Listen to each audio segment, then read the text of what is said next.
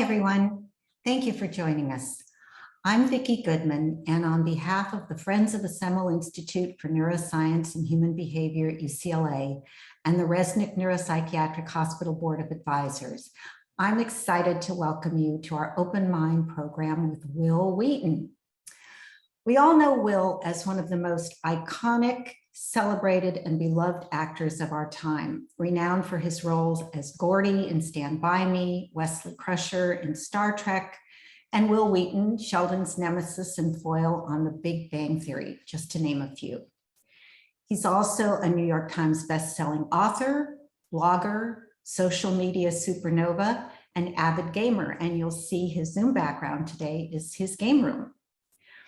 Wil is here today to talk to us about his latest critically acclaimed book, Still Just a Geek, an annotated memoir, and to share his very personal story of the mental health challenges he has faced throughout his life. He will be joined in conversation by Dr. Katrina DeBonis, who we are honored to welcome back to the Open Mind for her second appearance as the UCLA faculty discussant. Kat is Associate Health Science Clinical Professor, Director of Residence Education in the Department of Psychiatry and Biobehavioral Sciences at the David Geffen School of Medicine at UCLA, and the Medical Director of the UCLA Student Behavioral Health Services at UCLA Health. Before we get started, just a few housekeeping notes. Our program will run for 1 hour, and the last segment will be reserved for your questions. If you would like to ask a question, we ask that you please type it into the Q&A, which is located at the bottom of your Zoom screen. As you can imagine, we have many listeners today, nearly 1,300 registered for today's program from as far away as Australia. So we will do our best to get to as many questions as possible during the time allotted. For those of you with us for the first time today, today's program is part of our free Open Mind community lecture and film series that brings together thought leaders in science and culture, like Wil and Kat, for meaningful and relevant discussions about mental health issues. Today's program is being taped and will be available for viewing on our YouTube channel, which you can find on our website, friendsofthesemelinstitute.org. There you will also find a library of videos from past Open Mind programs, a calendar of upcoming events, information about our Friends Scholar Program, which awards grants to early career neuroscientists, and about our Open Mind Film Festival for high school students, which we hosted last month. And now, please join me in giving a warm Zoom welcome to Wil Wheaton. Thank you so much. Hi, Vicki. Thank you so much for having me. It's really a pleasure to be here. Before we get started, there are two things that I would like everyone in the audience to know. A content warning. It is very likely that I will be discussing child abuse and exploitation, self-harm, and suicide. I want you to be prepared for that so that you can take the steps you need to as you react to my story. Second thing I wanted to talk about very briefly before we begin is that it is just so profoundly weird and almost inappropriate for me to sit here and talk about a book as our nation reels from its second mass shooting in just a few days, I think. I want to acknowledge that all of us who are good people in this world are reeling from this. And I can't talk about it directly because it makes me so angry. My pain turns to rage. I will say this before I invite Kat to join me. People all over the world struggle with mental health conditions. People all over the world struggle with loneliness and financial crises and various forms of struggles. America is the only country on the planet where we tolerate mass murders every single day. We don't have a mental health crisis as it relates to gun violence. We have a refusal to address gun violence problem as it reflects our address of gun violence. I want to acknowledge all of the suffering that everyone is experiencing right now and kind of put out a little call to action. This has to stop.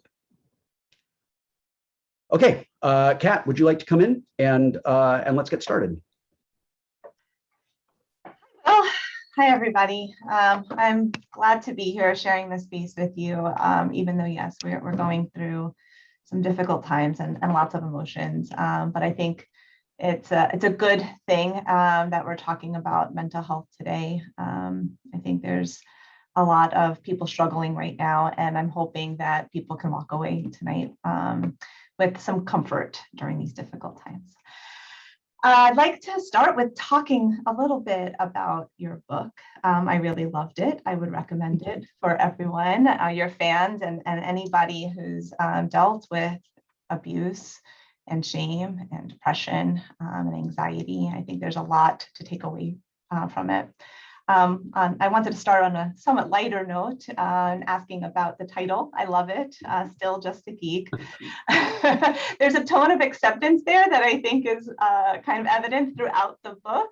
And I'd actually say rueful surrender.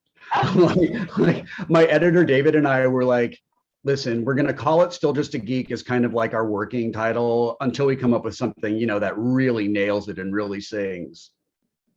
So there we were. I'm glad you enjoy our working title. I do. And I was hoping you could tell a little bit. I've seen even some of the chat, some nerd pride, geek pride, but I was hoping you could talk a little bit about what being a geek means to you and why it's a point of pride in your identity and in your work. I use the terms nerd and geek interchangeably. To me, they describe me, a person who is really enthusiastic and passionate about the things they love, the things we love. We love to find other people who love the things we love and love them in the same way together. We don't sort of casually touch tabletop gaming or computer programming or video games or whatever our particular science fiction, whatever our thing is, right? We dive all the way into it. We talk about it when we're not watching it or playing the game. We write fan fiction when we're, you know, in between seasons. We do all of those things. The thing that all of that has in common is something I talk about in my book. Being a nerd or being a geek, it's not about the thing that you love. It's about the way that you love it. And that's awesome. Like for the longest time, I am of a generation that was made to feel ashamed of loving science fiction. I don't know what it is like today in schoolyards, but when I was a kid in school, I was cerebral and a little withdrawn and like a little too smart for my own good and didn't really fit in anywhere. So I read lots of books and I loved to talk about science fiction with other people and stay kind of in my imagination. And I was made fun of for that. I was neurodivergent. I didn't know it, but I was. And I and all the other neurodivergent kids were kind of pushed off into the corner as the weird nerds. And as I came of age and as I realized that I had a voice that the community listened to, I just made this choice. There's nothing wrong with being a nerd. We got to take it back, right? Like there's nothing shameful or embarrassing about it. It's something to be celebrated.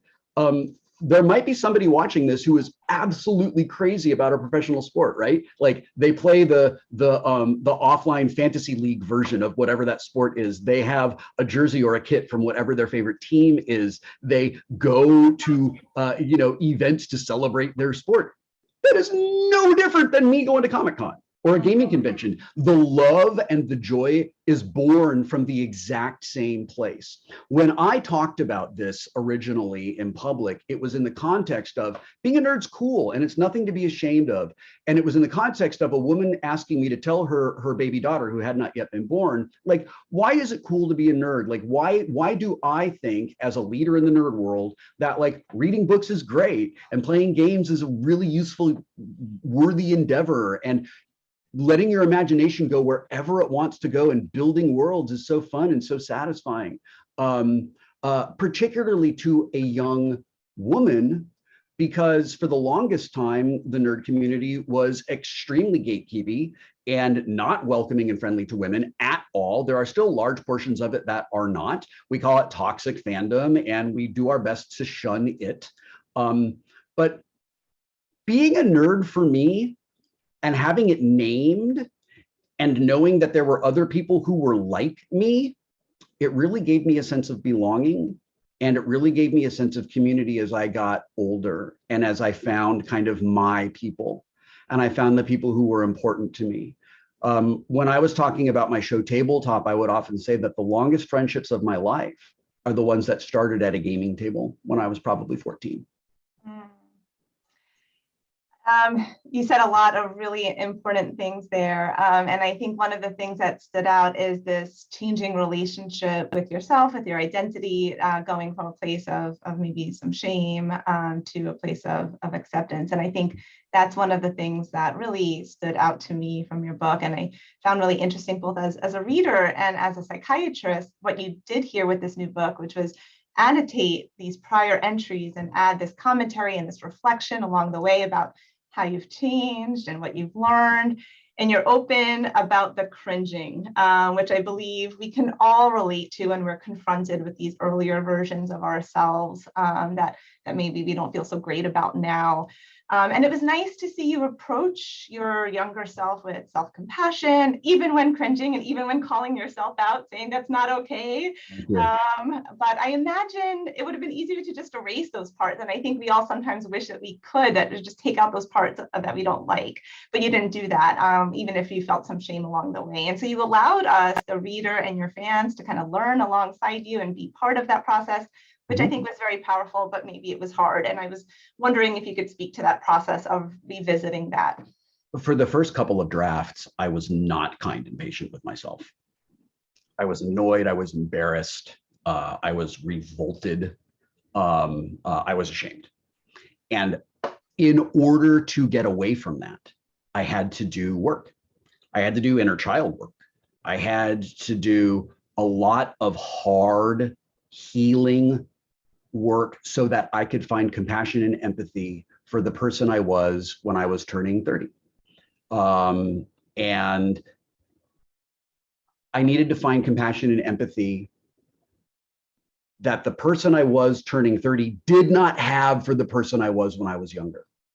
Now, as a nearly 50-year-old father and husband, I have nothing but compassion and empathy for the child I was. I want to put my arms around him and protect him. When I think about how exploited and how hurt he was all the time, that's when I get angry. And it's, I talk about how I don't get angry for me now. I get angry for that little boy. I get angry on his behalf, because as a 50-year-old, I'm looking back at like parents who were like in their 30s, who knew better and chose anyway, right? So I had to find that compassion and patience for myself while still holding myself accountable. And there's different ways to do that. I think there are really healthy ways to do things, and there are kind of self-destructive ways to do things. And there's meaningful ways to do things and ways that kind of just paper over something, right? And it was challenging. Ultimately, it was an important therapeutic experience for me.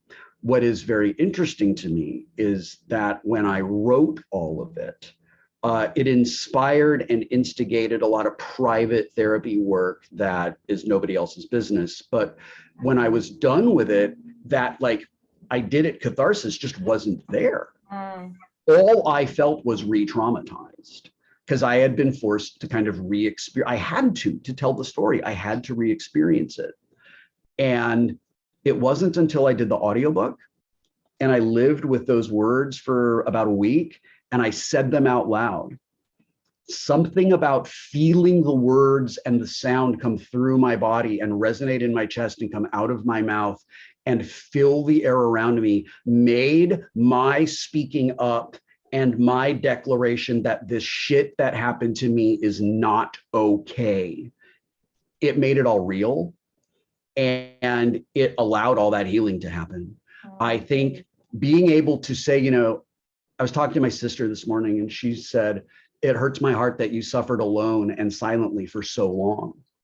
And when I was narrating a couple of sections of the book, I thought, finally I get to tell the truth. Finally, I get to give that little boy And in the case of the time that my sister and I were dragged into it together, my little sister as well, the defense that they always deserved. I am an adult speaking up for them because their parents chose not to. And I imagine that there's people listening to you now who might recognize parts of themselves in what you're saying, and maybe haven't started that work, but know that they should, and they're hearing that it's hard, and hopefully seeing maybe a light at the end of the tunnel. I'm wondering if you can kind of speak to what it might be like to get started with that, and what it took to kind of overcome, resistance and that difficulty. And because it's re-traumatizing, it's hard, it brings up a lot of stuff, and it might be just easier for people to feel like, oh, I'll just erase it or try to move past it. Well, look, there's a reason we do avoidance. The thing is, if we continue to avoid the toxic waste in our house, it pollutes everything. Mm-hmm. And we can ignore it for a while, and we can stay out of that room for a while, but eventually we got to go in there. And eventually the toxic waste is going to spread, and it's always there. And I recognized it. And it is not easy, and there's no answer. If there was an answer, you wouldn't ask me that question, because it would be a thing we all point to. Right. Oh, here's how you start. Go grab how to start, and then just get going. And the thing is, it's absolutely different for everybody. And if there is a person listening to this right now who feels like I did, gosh, it's real hard to accept this, and I don't want to say it out loud, but I have felt it my whole life, and I have to either say it out loud and deal with the reality of it, or I can continue to suffer in silence. I have to accept that my dad doesn't love me, and he never did. I have to accept that my mom made me a thing to use in pursuit of her dreams. That is what those two people were capable of doing with me. Real different with my brother and sister. As far as I can tell, they have a great relationship with the two of them.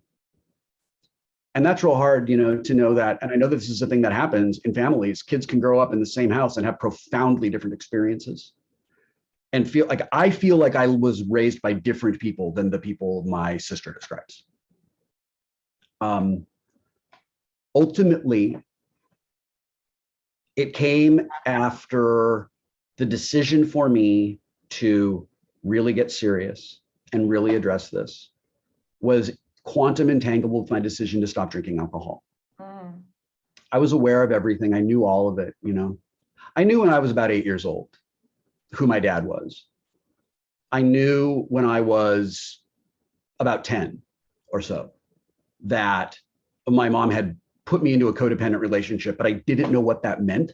I just knew that I was responsible for her happiness, and that I was diminishing myself and who I was and what I cared about. And the only place I was ever allowed to be expressive was when I was working on the set. So that was a place I looked forward to being, because I got to be expressive. It wasn't what I wanted to do, but I was good at it, and I got attention for it, and that felt really great. Around the time that I quit drinking, I admitted to myself the truth, which was that was never my idea. It was never something I wanted to do. I tried so hard to go along with that lie, because that was like a conditional part of being accepted into my family, which is my parents and my brother, was that I went along with the lie. It was always my idea, and that mom gave up her career for me, and it's just not true, and it was never true. And I became a drunk to avoid that pain. And I accept responsibility for that. And I got help from friends and from my wife. And when I was clear-headed and I wasn't escaping into the bottom of a bottle every couple of nights, I made a choice. If I were the person my dad tells me I am, there is no way my wife would be married to me. If I were the person he had such enmity for, that all I deserved was to just be treated like garbage by him. My children wouldn't love me. If I was the useless parent my mom made me feel that I was, my boys would not have asked me to adopt them. I had to admit to myself that they were lying and that I deserved better, and that I deserved to be the person that my wife saw in me who I didn't see in myself. And I reached out to my parents immediately and I was like, look, I feel like my dad doesn't love me and I really want to talk about it. My parents are the kind of people you cannot speak to. You have to put everything in writing because things are twisted and deliberately misinterpreted. So I wrote it out as an email. And I said, I think my dad doesn't love me. And I really want to talk about it. My mom did not respond to that email for 4 months. When she did, she spent, I don't know, half a screen of email telling me all the things that were more important to her than me. And the fact that my dad doesn't love me, stuff about her horse and stuff about a birthday party, And I was like, oh, I understand. I get it. That is where I rank for you. I'm less important to you than your horse and a birthday party. I get it. Okay. My dad did not respond to me for 6 months. This is in response to me, their son, saying, I think dad doesn't love me. He ignored me for 6 months. And when he finally emailed me, the subject was, your mother wants me to email you. So I just deleted it on there. Those things confirmed for me that the people I really wanted to be my parents are not capable of being those people. And I don't know why, and ultimately it doesn't matter. It's not about me. It was never about me. I was not a bad kid. I was not a bad son. I was not a bad big brother. I just wanted to be a kid and I just wanted to be part of a family. And my mom made me a thing and my dad didn't like the thing that my mom made me. So that left me with one parent who did not even work to disguise his dislike of me, and one parent who kind of treated me like a doll. And it was really, really hard. It was really hard. Ultimately, I decided that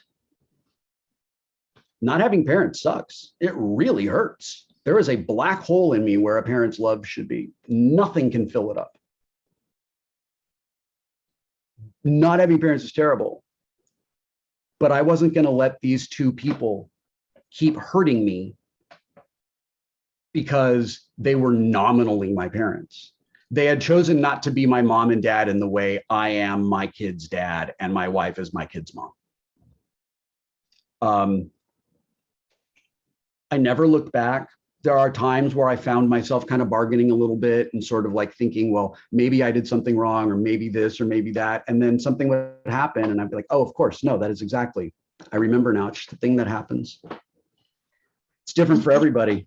I would encourage everyone who is maybe recognizes any of that or maybe feels anything like that at all, I would talk to a professional, talk to somebody who can really help you. And I hope that you have a support network like I had with my wife and my sister. The adult cast members from Star Trek: The Next Generation are my parents. They've stepped up and filled that space for me as best as they possibly can. And I could talk to them, and that was really important and really helpful. But that's just my story. It's different for everybody. Yeah, and it sounds like for you, the healing didn't come from, the relationship changing. You had to find ways to heal without that. And the last thing I said to them was, I'm just going to have to go. I wanted you to be part of this. Mm-hmm. And you're not gonna. So I'm going to go heal this on my own by myself. Yeah. Yeah. Which is a really brave and, again, very, very difficult thing to do. And talking about it and reliving it through your book, and also is just very, very difficult. And I'm sure that it's hard to talk about now. And as you've kind of been talking about your book more, Any ways that you've found along the way to kind of cope and to manage those difficult emotions as they come up? When I remember a time that young me was hurt for one reason or another, and there's just, that is not a shelf that's ever going to run empty, you know? There's, whenever those things come up, as part of my PTSD recovery therapy, I create in my mind a separation between the child I was and the man I am now. And sometimes I sit in this room and talk out loud to that little boy and tell him that it's okay. It's not his fault. And I'm so sorry. And I know how much it hurts. And I know how much it sucks to be scared all the time that your dad's going to humiliate you in front of everybody and then laugh in your face when you react, because that's the goal. And I tell him, and I tell me, and I know that this sounds weird. It's a trick, you know, it's a cognitive trick, but I tell him and I tell me, and I remember none of that was my fault. And it absolutely sucks. And he can be as mad as he wants about that. And it is absolutely safe for him to be that angry with me when we're in here alone, and let it, you know, and let it out and let it go and not carry it around anymore. In my book, there is a point where I actually address my mother specifically, directly. And I say, you know, you put all of this on my shoulders. You put all of this into my tiny little 7-year-old hands. I had forgotten how little a 7-year-old is until I saw my nephew at 7 years old. And I was like, you're tiny. She put all this responsibility into my hands and onto my shoulders. And it was never mine to carry. And it was unreasonable and irresponsible and cruel to make me responsible for it. And in my book, I say to her, I'm giving it all back. I'm not carrying this for you anymore. I'm living my life now. And I love my life right now, in spite of you. Yeah, we put a lot of work in to build that life. And I think one thing you said before, that you tried to cultivate this kind of kinder voice to yourself. And it sounds like when you were first going through the revisions, it wasn't really feeling so compassionate and kind. But that, and then with the narration, that you felt it, that it kind of sunk in. And since we're talking about some difficult stuff, I wanted to also kind of see if you could describe more of what it feels like to experience that, because like you said, some people might hear that talking to the inner child and feel like, oh, that won't work, or I can't do that, or that sounds like something that's not going to help me. But I think for a lot of people, it doesn't at first, and then you keep on practicing it, and it really does land. And so I wanted to know if that was your experience, and what it did feel like for it to actually hit you, that kinder voice. I think when someone, whoever that person is, minimizes or dismisses another person's mental health care and personal mental health care, that person is being dismissive because they are somehow benefiting from that other person's pain. Parents who benefit from their children not having boundaries don't want their children to have boundaries. Parents who are benefiting from just absolutely controlling their kids do not want their kids to learn to have their own voice and to speak up for themselves. And I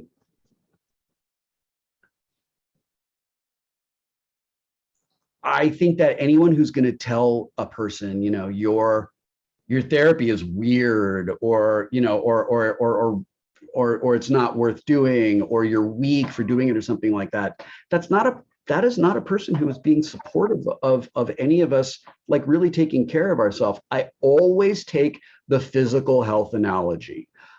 Oh my gosh, I have a compound fracture in my leg. I need to go to the hospital and get it set and get a cast on it and all that stuff. No, you don't. Why don't you just feel better about it? You know how ridiculous that sounds? It is exactly the same with mental health. Exactly the same with mental health. And if someone is telling you don't do this, it's because they are somehow benefiting from your suffering and your struggles. And that's a person I don't trust. And that's a person who does not have the privilege of access to me. It is really easy for me. It has become very easy for me to just be really militant about just like drawing lines and just saying, that's it. you know. I think that's because I'm middle-aged and I'm just kind of over it, you know, like I've lived enough to figure out what I'm okay with and what I'm not okay with. When I was younger, there was figuring it out, you know. I had this thought earlier and we talked kind of past it. I think it's very important as we engage in these journeys toward healing and as we find compassion for ourselves and as we work through these things. It's a long process and it's a long journey and it's hard and it's supposed to be hard. And you're worth doing it. You're worth it. Like you deserve to feel joy in your life. You deserve to hear the birds sing when you walk your dog. You deserve to go outside and feel how great that sun is. You deserve to just have a nice quiet day inside. You deserve all of those things.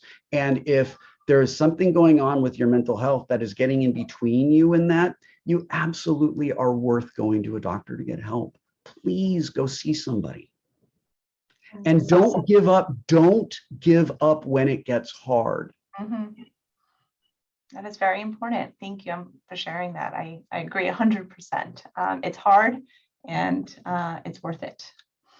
I wanted to talk a little bit, and I think that this connects to what we've been talking about. You've played these characters that have meant a lot to a lot of people, which is pretty special. And in your book, you write about how your relationship with these characters has changed over the years. And thinking right now, it seems as though it's kind of mirrored some of what we've talked about today, like your relationship with your characters has kind of mirrored your journey with mental health and recovery. And I wanted to ask you to kind of talk a little bit about that. So I was forced into acting when I was so young, I didn't know what acting was. I didn't understand that you read a script and then went to a thing and they filmed you. I didn't get any of that. I thought that people who were dead couldn't be on TV because they were dead. It didn't make sense to me. I so clearly remember John Wayne dying and them running a marathon on Channel 5 here. And I was like, I don't get that at all. So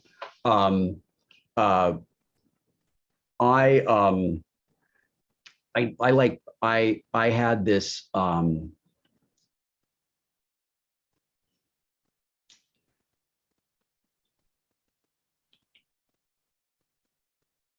it was not like this thing that I like super duper love to do, right? That was like really, really important to me. So I didn't understand how you broke down characters and I didn't understand how narrative worked. And I didn't understand any of those things that as an adult I've used to craft dramatic narratives and to develop complex, interesting characters out of whole cloth, right? All I knew how to do was what I was told to do. And as a result of that, I just booked jobs where I played kids who were basically me. They were sad. They were scared. None of them had fathers. None of the characters I have ever played have had fathers who were meaningful and present in their lives. The closest relationship I had was to Gordy, where Gordy's dad openly hates him the way my dad openly mocked and humiliated and minimized me all the time. My relationship with Wesley Crusher was really complicated because my relationship with my life was really complicated then. A lot of what was painful and just like unbelievably painful in my life right then had nothing to do with Star Trek. And like Star Trek was actually a safe place and an escape. And I think maybe because it was safe, I maybe acted out there in ways that I wouldn't have if I had been really happy there and really, you know, and felt like I could express myself at home. And I'm, you know, I'm really grateful to my Star Trek castmates for being supportive and understanding through all of that. Okay. When I watch these characters now, I see them. It's like the bullshit glasses my mom forced me to wear forever or have been taken off, and I can see all the pain. I can see all the sadness, and I can remember it. And that's what's really hard, is that I see it on my face I just watched a couple of minutes from Stand By Me recently. I like scrolled across it on cable or whatever. And I just had to turn it off because I felt like I was going to cry because I remembered being him. That was really hard.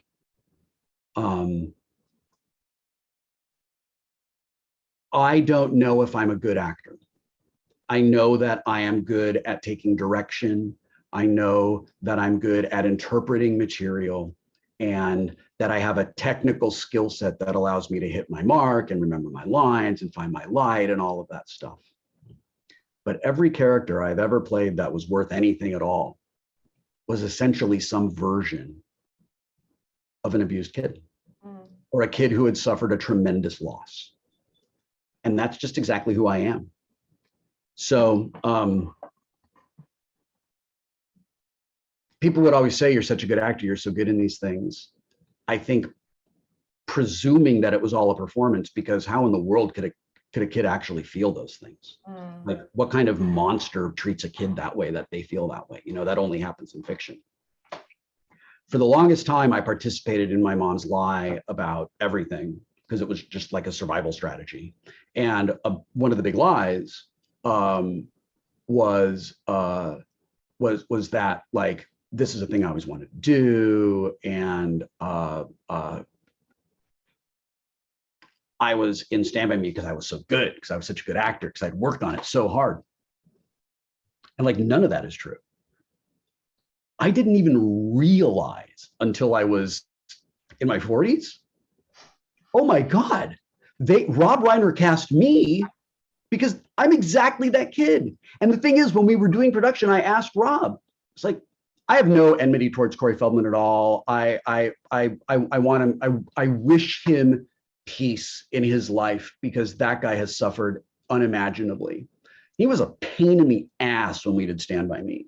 He was 15, I was 13. He bullied me. He was mean to me. He teased me. It sucked. And I asked Rob one day, why did you cast this kid? Like, there's, you know, a million actors in the world. And he said Corey was the only actor who had the amount of anger and rage in him that Teddy needed. And I thought, oh, okay, that makes sense, and forgot about it. And then I'm in my 40s and I was like, wait a minute. He cast Corey because Corey was full of rage. He cast Jerry because Jerry is hilarious. He cast River because River is wise beyond his years and cares deeply about the people that are around him. He cast me because I was Gordy. I was a kid who was invisible in his house. And I just took my real life experience and read the lines. There are a couple of moments in Stand By Me where I see myself acting. The rest of the time, I'm just being that kid that I was. And it's hard. Now, this often leads people to feel like they should not watch the work that I did as a child, that it makes them feel bad. And I want everybody to know, please watch it. Please watch it. Please love it. I am good in these things.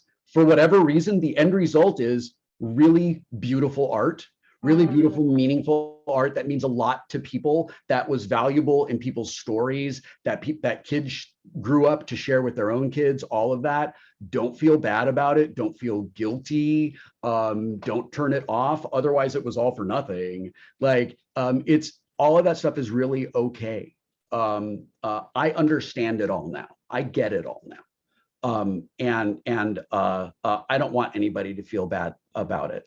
Yeah. But if anyone chooses to watch that movie, They Made Us Do, The Curse, you need to know that you are watching two children who are being actively abused every day with the full participation of every adult around them.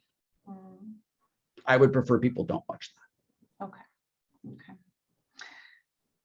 In your book, talking about acting and the struggles for a while, things were not going your way, but then you transitioned into this storytelling aspect of your identity, and through your blog and kind of telling your stories and connecting with people really across the world.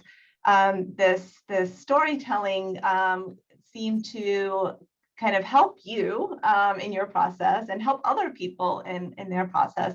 And I think we've talked about acting and we've talked a little bit about mental health.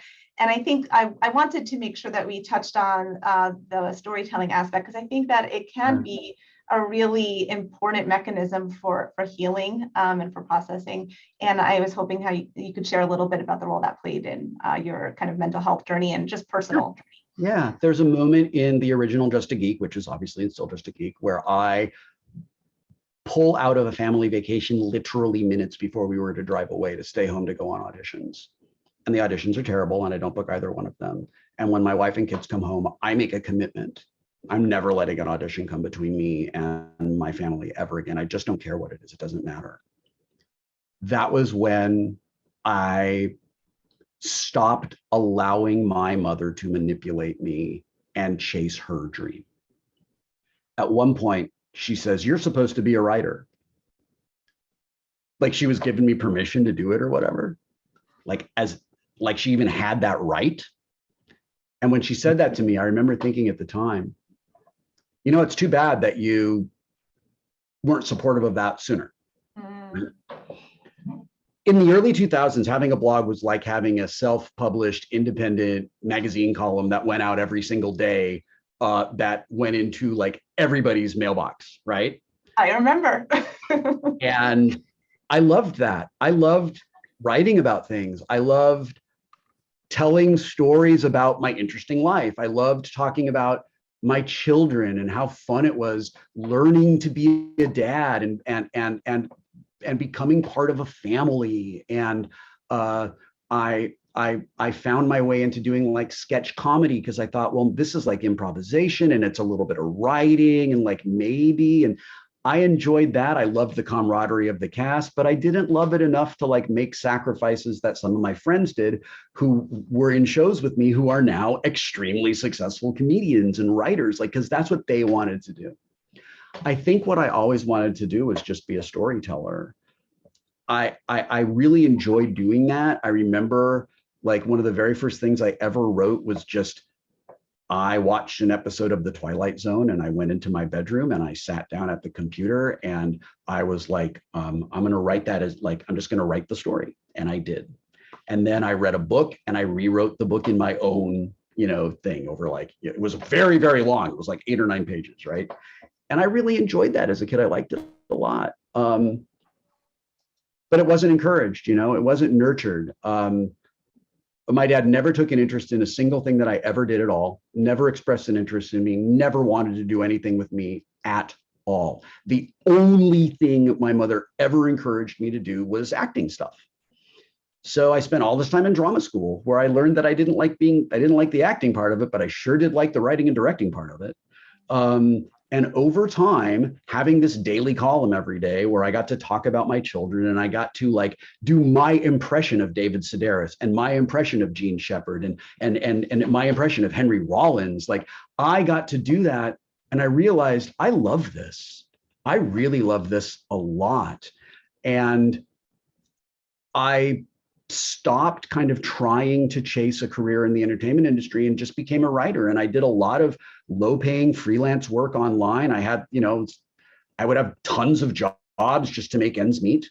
But it was doing something I loved, and it was reliable, and it was like it felt like honest everyday work. And a writer I really admire said to me, "Writing is a noble profession," and I just felt like, oh, I want to be in that. I want to be part of that tradition, I don't want to be part of the teen magazine world that was so important to my mom. I don't care about being popular. And when I stopped trying to be the person I was expected to be, I was able to kind of meet myself for the first time. Mm. And I just started spending more and more time doing the things that I loved to do, which, as it turns out, is writing stories. And that's kind of the next thing in my career. I I really love the work that I do on camera now, hosting the Ready Room. I love the work I do as an audiobook narrator and as a voice actor for animation. That's fun. I really enjoy that. And that's something that I definitely chose to do, right? On camera acting, I can just, if someone's like, hey, I have a role that I think you could do, would you like to do it? Then I have a choice to say yes or no. And sometimes like, okay, this will be fun, or I actually really like this character in this story. I'd like to be part of it.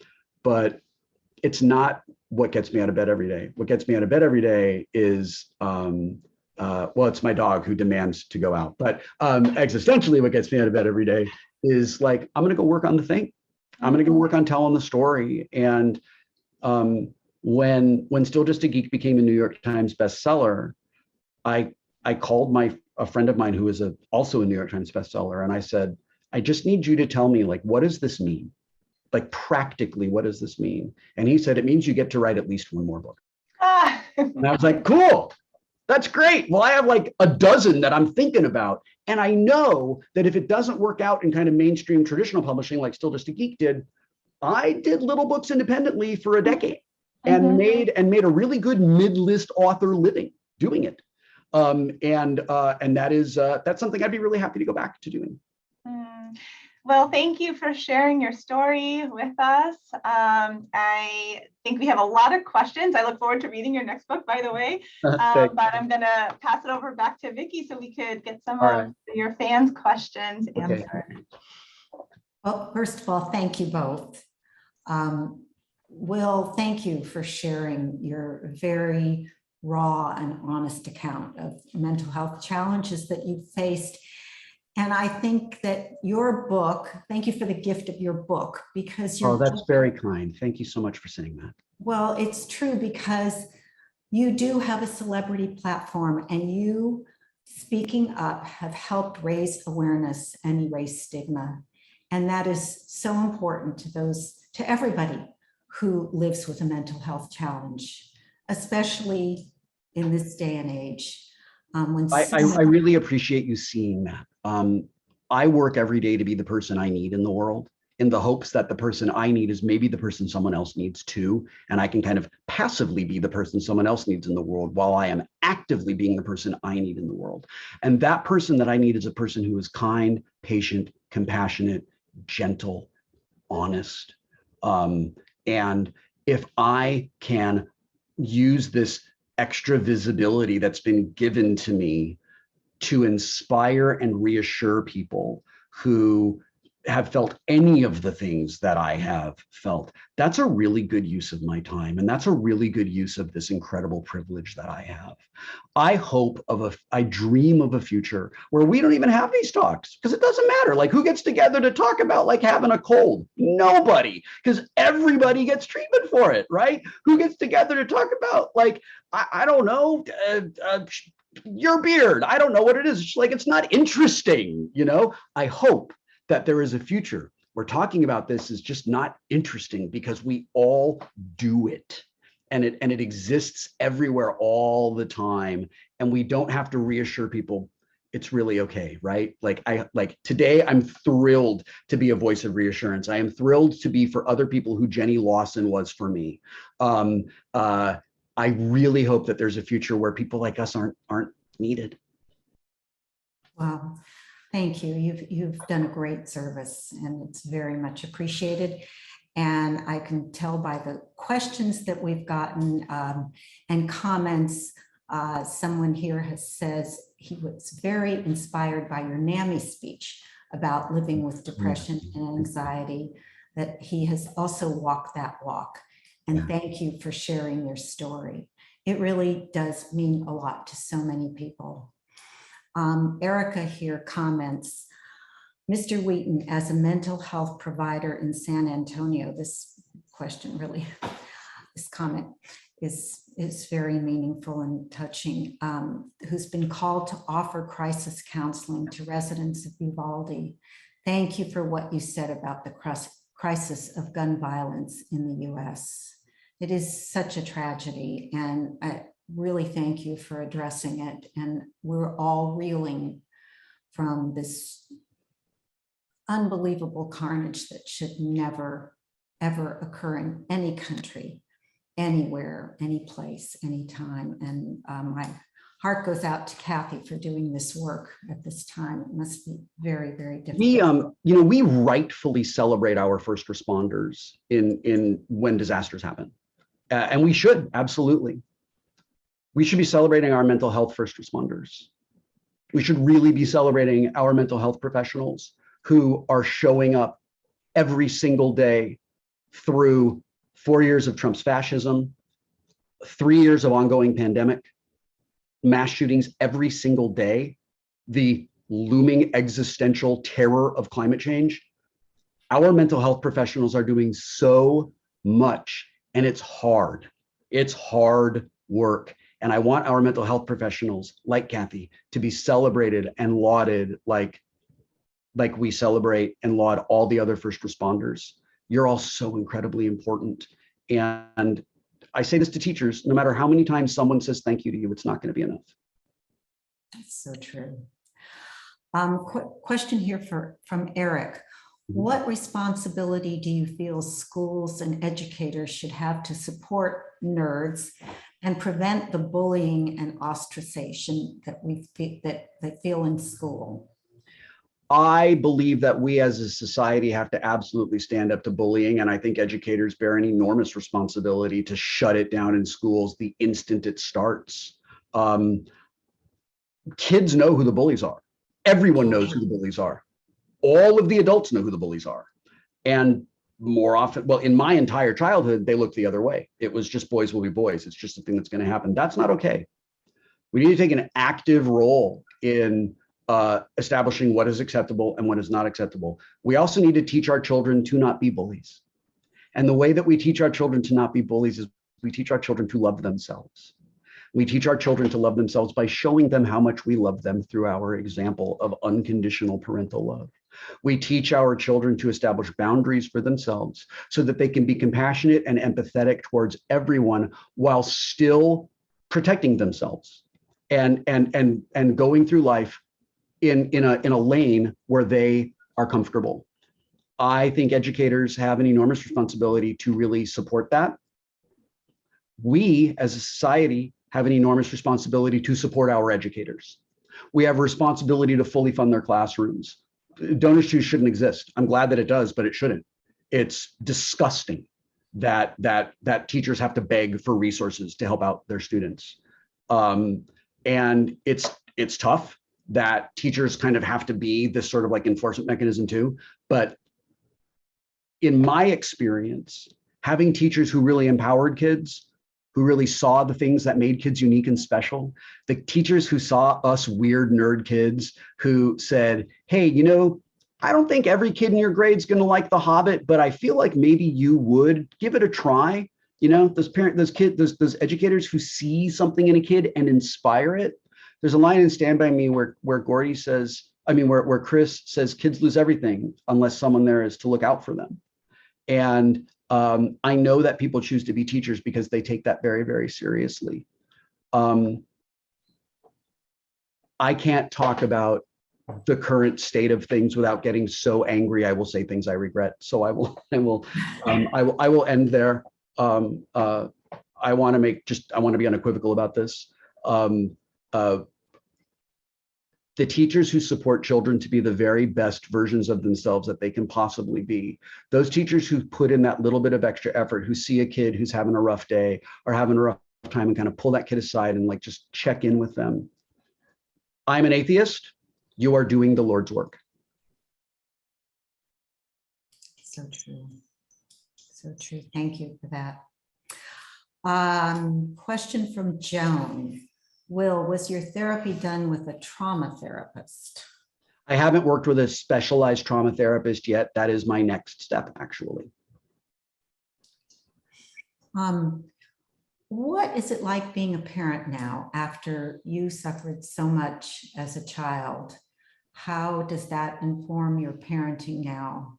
And how do you avoid, it's a question here, how do you avoid falling into old patterns? That is a long answer. The real short version, to respect everybody else in line, is that I had to address my own trauma and my response to it so that I could be the parent my boys deserve. I knew that I didn't have the parents I deserved, and I wanted to do everything that I could to show up for my boys. Like, I haven't even talked about how destructive and disruptive and awful their biological father is and was when we were just trying to be a family, and how traumatic that was on my kids and how hard it was on our whole family. I just knew that I had to show up for them. And I did that the very best that I could all the time. As I got older and really did like really intensive therapy and did lots of work to really understand everything that had happened to me, I have had conversations with both of my kids as I've remembered things where I didn't get there when they were younger. And I wanted to apologize and give them an opportunity to talk to me about anything where they did feel hurt or they felt unseen or unheard or anything like that. I guess the experience I had made it doubly important to me that my children not have the same experience. And that is, as I understand it, how we break generational trauma. Mm-hmm. Thank you, Wil. We have time for one more question, and it's also from Janine, who thanks you for doing your part to normalize discussions around parents who inflict narcissistic abuse. Mm-hmm. A lot of comments here about how grateful people are to you for having this conversation and for being so open about the trauma that you faced as a child to help others now who are dealing with similar experiences. So thank you for that. Can I speak to that very quickly? Sure, of course. Just want to speak to it very quickly. When I found other people who had parents like mine, even though their circumstances were different from mine, I felt so less alone and I felt so less fucking crazy. Like, a huge part of the gaslighting of my mother was like about making me feel fucking crazy. And when I found other people who had been raised by narcissists who told the exact same stories, because narcissism's a pathology, right? Like, it's predictable behavior. It helped me understand. It helped me feel so much less alone. And it reassured me that I was doing the right thing in getting help for myself and that my memories were true. So one of the reasons I talk about it the way that I do is I want to be that person in the world for someone else who may feel very alone and who may feel like they're the only one who's gone through any of this or has gone through all of this and thinks it's normal. They haven't, gotten out of Plato's cave yet. And that's why I talk about that. And I am grateful. I appreciate that is seen. And I'll keep doing it as long as I can. I will always be the example, if I can, to just reassure people that, like, you don't have to suffer, man. Well, thank you. Melissa actually comments on just that. She says, your bravery in, quote, going through the fire to do the work makes her stronger. So I think glad to know that you're doing that for a lot of people. And honestly, that is why we here at UCLA Friends of Semel do the work that we do and have these discussions so people do feel less alone and realize that, they are not the only ones suffering, and there is a way to get help. And that's why we started the Open Mind many years ago, so that these discussions would be normal discussions that we could have and share. So really thank you for writing the book. I also want to give you a special shout out for sharing information about this program on your Instagram. I have to tell you, we have people tonight from Australia, from Germany. Oh my goodness, it's the middle of the night in Germany. It's tomorrow in Australia. It's 10 a.m. in Australia. That means so much to me. I said this to you privately, but every time I talk about when I'm doing an event somewhere, What I hope people will say, I hope I will get hundreds of responses saying, cool, I'll be there. And what I get is thousands of responses saying, I wish you were doing this in the place I live. So when an event like this happens, that's global, that's open to the public, that's free, that gives everybody anywhere they are an opportunity to experience this, that gives me the privilege of speaking to people, I'm really grateful for that. And it is not something that I take for granted. And it is something that I deeply, deeply, deeply appreciate. So like, I'm thrilled and honored to know that so many people chose to give me some of their time today. Wow. And to the people who are reading the book, it's a big book, it's 600 pages. Like that's a lot of time. If you listen to the audiobook, it's like 24 hours. Like as I get older, my time is the most valuable resource that I have. And it's the one I guard most jealously. So when I know that people are choosing to give me some of a finite, non-renewable resource, that touches me a lot, and I don't take it for granted, and I really appreciate it. Thank you. And thank you for the privilege of your time and for sharing your story with us. And we are so grateful to you. So grateful to Kat for sharing her knowledge and expertise with our audience. So grateful to all of you for the privilege of your time, for tuning in, and we hope that you'll continue to tune in to our free open mind programs where we have these important discussions about mental health challenges that we all face. Our next program is actually going to touch on the homeless situation and mental health, and that's on June 9th. And I hope you'll all join us. Wil, it's been an honor, truly. It's been a real privilege. Thank you. Thank you, Kat. Thank you. And thank you to everyone who chose to attend today. Please be kind, be honest, be honorable, work hard, always do your best, and make space for yourself to exist and thrive. Thank you. Stay well, stay safe. We'll see you. Stay healthy, everybody. Okay, bye. Bye.